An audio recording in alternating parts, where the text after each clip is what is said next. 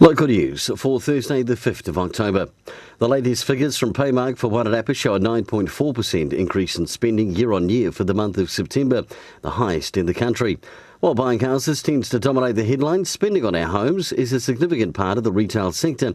Typically, spending on the house picks up in September and then rises to a seasonal peak in December.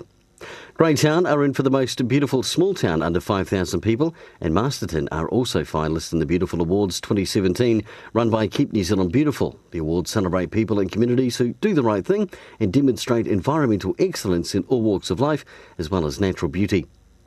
Those keen to have their say on the proposed sports hub at Howbooth Park in Carterton have until next Monday to have their opinion heard.